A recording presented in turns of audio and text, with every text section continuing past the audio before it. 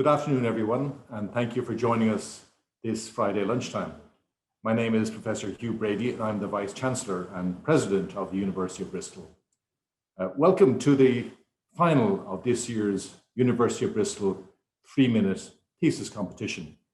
For those of you unfamiliar with the competition, 3-minute thesis, or 3MT, challenges our doctoral students to deliver a compelling spoken presentation on their research topic and its significance. They must do so in less than 3 minutes and use no more than one supporting slide. Traditionally, this event is the highlight of our annual Research Without Borders Festival, with our competitors presenting in front of a judging panel and live public audience. Now, in accordance with current public health guidance, we're again taking a slightly different approach this year. Our finalists have already delivered their presentations to a judging panel via Zoom. The panel has deliberated, and their decision will be announced at the end of today's broadcast.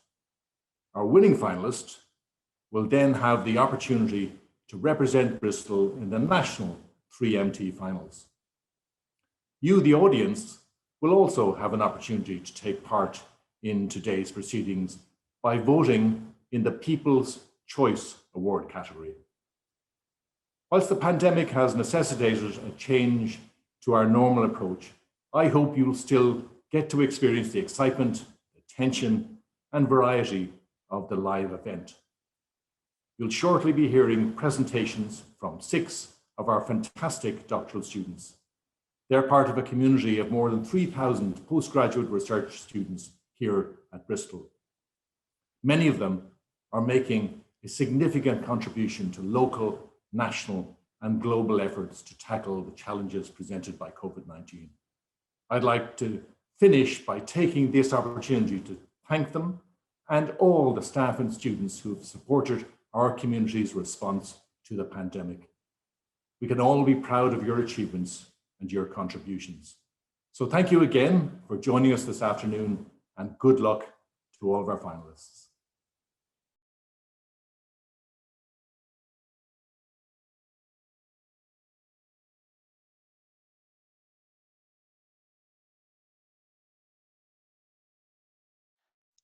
Have you ever had a blood test?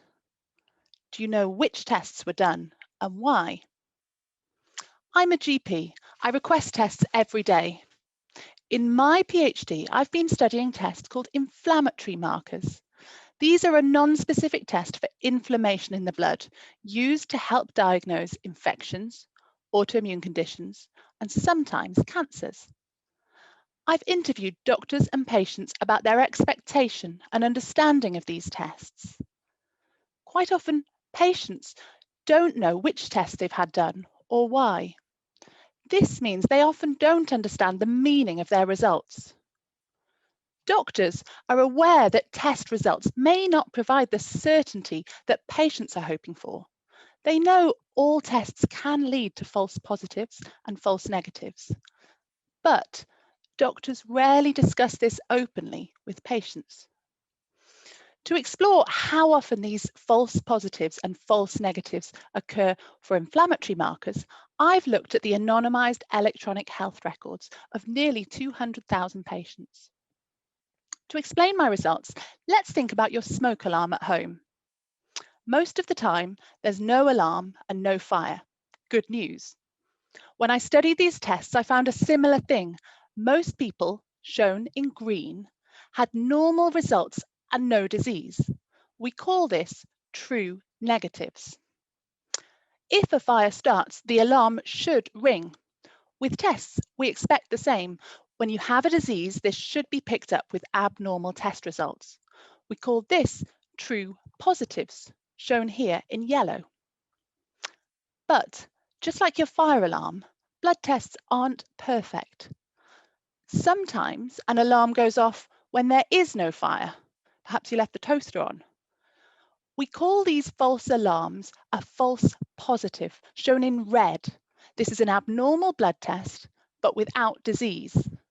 This happens surprisingly often for fire alarms and blood tests. Sometimes we get a fire, but our fire alarm fails to go off. Perhaps the batteries have run out.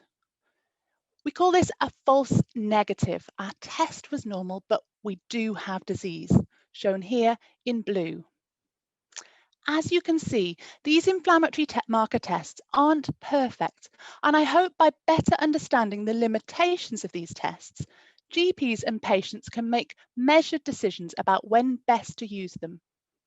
I hope they can share these decisions so that patients have a better understanding of which tests were done and why, and what the results mean for their health. We need to talk about testing.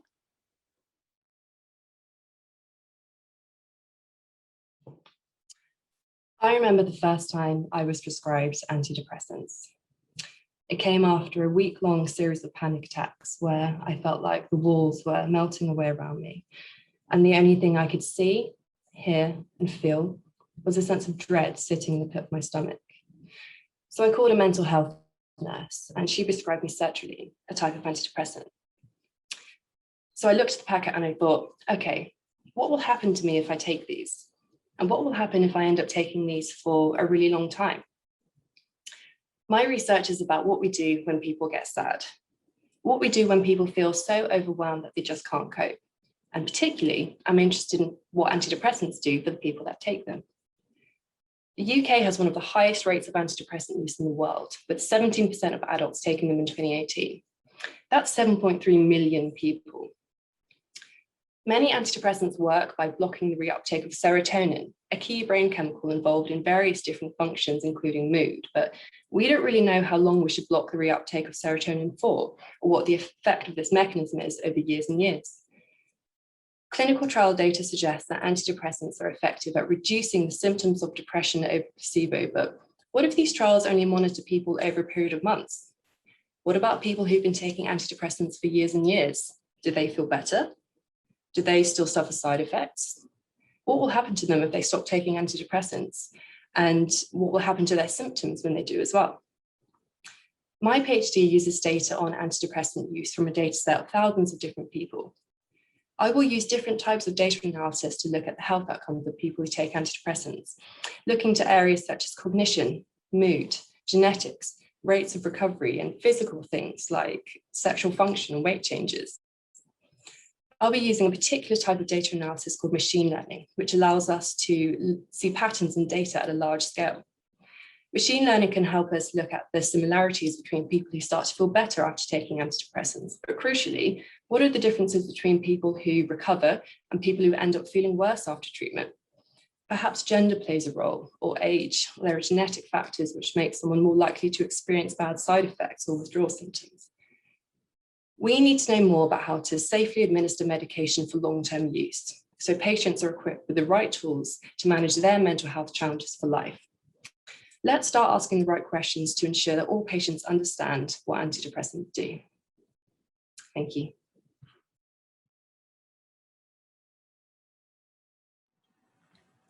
Have you ever been in love? If so, then you know the power of peptides, or more specifically, a single peptide known as oxytocin or the love hormone. Determining how you feel is just one role that peptides play. And inside you right now, a plethora of peptides are working away to ensure that your body functions just as it should. So we know that peptides, though small, are mighty. But can a single peptide tackle global crises of food security and antibiotic resistance? Well, when a peptide's function is unknown, the possibilities are endless. But what is a peptide? At the top of this slide is how scientists represent these molecules. And I don't know about you, but this doesn't really mean that much to me. Instead, it's far simpler for me to imagine peptides as being made from building blocks, so something like Lego. With Lego, depending on how you arrange the blocks, you get something with a different function, whether that's a house, a bridge, or something you can't quite place. And it's the same with peptides. Different arrangements of the building blocks of peptides result in different functions, some of which are equally unknown. So where do we start to look for these peptides with unknown functions when every living thing produces them? Well, perhaps we should turn to fungi. And why fungi, you ask? Well, we know that they can change the world because we've seen them do it before, with the discovery and application of the antibiotic penicillin revolutionizing medicine and extending human lifespans. So why couldn't they do it again? And why should their power be limited to antibiotics? Though an incredibly useful power for humans to harness, human suffering doesn't always come from human disease, but rather plant disease and plant pests that steal food away from us. That's why in my research, I'm looking at a peptide from a global wheat pathogen called Zymoseptoria tritici, using plant inoculations and insect feeding studies to determine whether the peptide is involved in plant disease, or equally, just as we want to protect our food from this fungal competitor, the fungus may use the peptide to protect its food from animals, including us, by poisoning it. So what are the implications of this? Aside from making a pretty good PhD thesis, there are some real applications here. A novel antibiotic, a target for breeding wheat plants with resistance to the fungus, or even a new anti-feedant effective against pests. We could simply sprinkle the peptide onto our crops to make them distasteful, as a kind of anti-salt, if you will. I'm only at the beginning of my investigation, but by looking at similar peptides with similar building blocks, I'm able to see that the anti-salt theory is the most likely. But I still wouldn't place any bets just yet. There is, after all, a kingdom of possibilities. Thank you.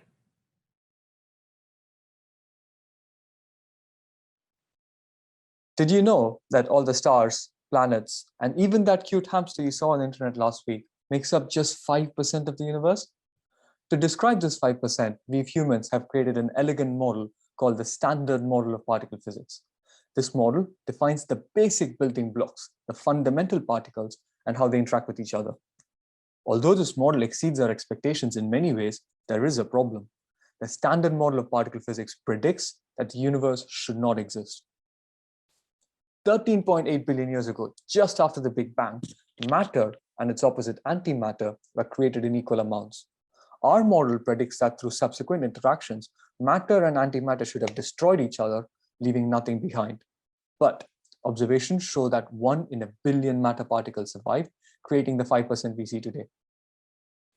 In other words, this means that there's a difference between the behavior of matter and antimatter, and it is very puzzling. In many ways, it's unfortunate that we don't have a time machine to go back in time and study the Big Bang directly. So we had to compromise, and we built the Large Hadron Collider. Being the largest machine built by humans, it is a 27-kilometer ring, 100 meters underground, where protons are accelerated to the near speed of light and collided with each other. These collisions create a lot of subatomic particles, which undergo a process called particle decay, where they transform to less massive particles. On the picture in the top right, you can see these particles going through the detector, which identifies and measures their properties. And just below that, you can see the particle decay I am interested in, where a particle known as a bottom quark transforms to a strange quark along with a pair of electrons or muons. I know what you're thinking. Physicists can get very creative with names. But not worrying too much about the bottom or strange quark, I draw your attention to the pair of electrons or muons created in this process. Electrons, as you may know, is the carrier of electricity. And muons are just a heavier version of electrons and expected to behave very similarly. Over many such decays, equal amounts of electrons and muons are expected to be produced. But recent measurements show that more electrons than muons are seen. I am trying to understand where this difference comes from by comparing these decays to our predictions. If my work confirms that these differences are truly something new, it means there's another fundamental force in nature, along with more undiscovered particles. Understanding these will help us explain the difference we see between matter and antimatter in the universe. This is a very exciting time for particle physics. The experiments at the Large Hadron Collider are undergoing major upgrades, and the next decade, we will be gaining more insight into the mysteries of the universe. Thank you, and stay tuned.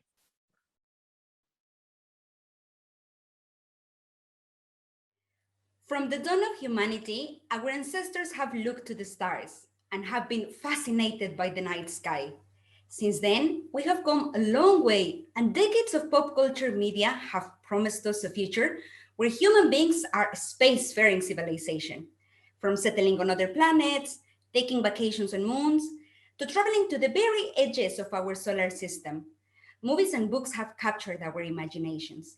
However, before we make this fantasy a reality, there are some very fundamental technical challenges which we must overcome. One of these challenges are the materials that can be used in space. You see, here on Earth, we have been great at building large-scale structures capable of surviving for long periods. Just look at the pyramids of Giza. However, even with all these advancements, these same materials are not suitable to be used in space. When they are exposed to the harsh conditions of space, they do not have the same durability as they do on Earth. Even the materials we use for satellite and spacecraft design today are very expensive and deteriorate quickly. Therefore, my PhD is focused on developing new composite materials to be used in space applications. To understand better a composite material, picture a lasagna. In a lasagna, you have the lasagna noodles and the filling layered in between. Similarly, in a composite material, instead of the lasagna noodles, you will have the fibers, and instead of the filling, you have a material called matrix. Basically, when you combine the matrix and the fibers together in such a way, you end up with a much stronger material, which is still lightweight.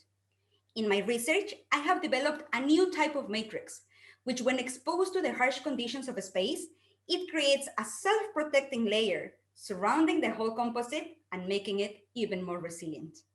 Over the past 2 years, we have been testing this material by artificially recreating space conditions in the lab and exposing the composites at small scale.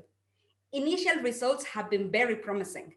However, actual space conditions have some other variables not accounted for in the lab. And so we will be actually testing these materials in space by sending them to the International Space Station. So if we succeed in developing these new composites, we will have the materials required to build large space structures. Imagine a hotel in Mars, which you can visit over the weekend, or a school trip to the moon. With this new technology, we can finally make the transition from merely looking up at the stars to actually living among them. Thank you. Around 6,000 years ago, a monumental change was about to occur in Britain. If we could travel back to that time, we'd see a very different Britain to today. One almost entirely covered in forest with wild deer roaming the land, and where the small number of humans who lived here lived nomadically, surviving through hunting, fishing, and gathering. But fast forward 300 years or so, and a very different picture emerges. Trees are being cut down to make way for crops. People are building timber houses, and herds of cows and sheep graze in the brush. Farming has arrived in Britain.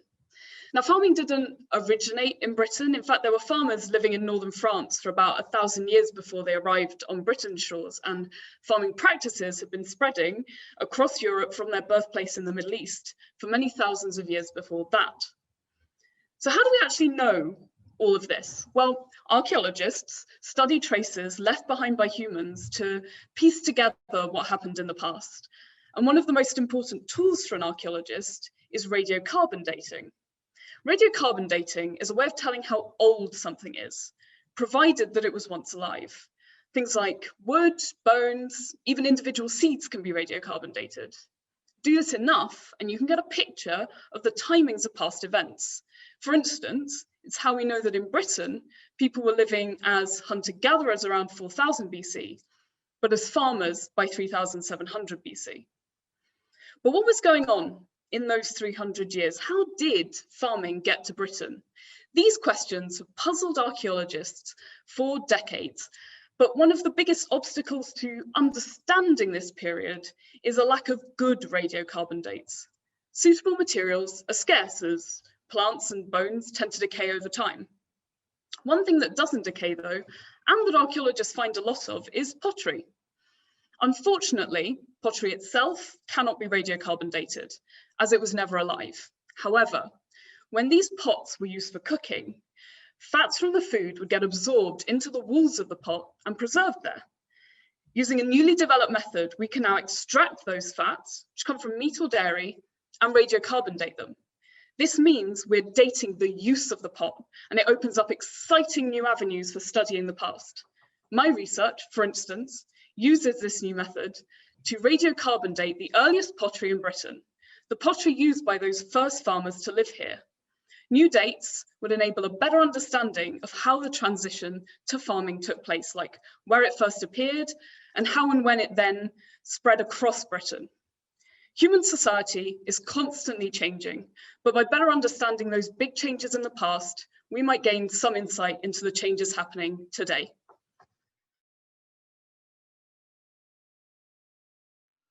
Hello, I'm Robert Vickers. I'm the Associate Pro-Vice Chancellor for Postgraduate Research. And well, that was enthralling, enlightening, energizing, and confounding. Congratulations to everybody. Unfortunately, we have to choose one winner and one runner-up, only one of each. But you, the audience, also have a choice now to cast your votes for the people's choice. So our runner-up is Lakshan Madan Mohan, who was talking about taming the infinite by probing the infinitesimal. Physicists are not only good at naming things, as he explained, but very good at communicating them very engagingly. Congratulations, Lakshan. But our 3MT 2021 winner is Rosie Ford, who talked about fungal secondary metabolites, exploring a kingdom of possibilities, with enthusiasm, confidence, and wonderful use of language. Well done, Rosie.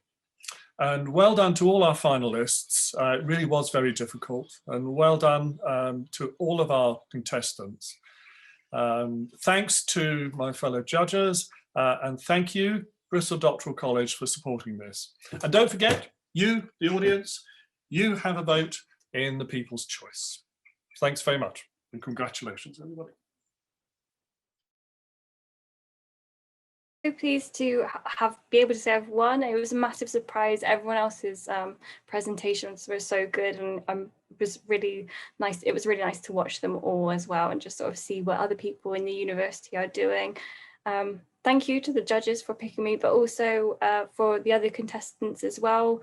In our training, they offered some lovely tips that probably have helped me win, so it's very kind of them to do that. But yeah, it's just a massive surprise, and I'm looking forward to carrying on in the next stage.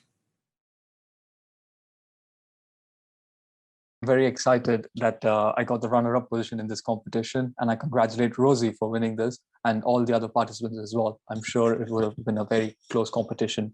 And I also like to thank the judges for judging us and for all their inputs and the feedback I got. Thank you.